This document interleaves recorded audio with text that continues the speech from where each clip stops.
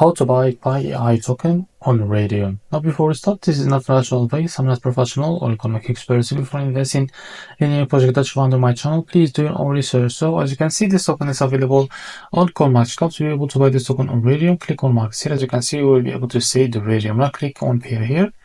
And as you can see, you will be able to find this page. Now click on trade on Raydium and you will be able to redirect to the Raydium page.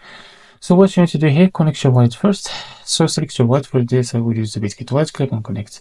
So if you don't find your token here, go back to your wallet, to your page of that token. Now click on this plus icon. Click here to copy the token like this. Now go back and click here, select the Solana as the network from here, and paste the token like this here. As you can see, this is our token. Click on it and click on it again. So you'll be able to appear here. Now select the token that you want to buy, for example, Solana, and make sure that you have enough Solana on your wallet. Now here, type how much you want to buy.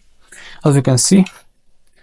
So here you will be able to see how much you receive. Now that click on stop and you will be able to buy this token on Raydium. So this is how to buy PIAI token on Raydium. If you found this very helpful, please like and subscribe. See you next video.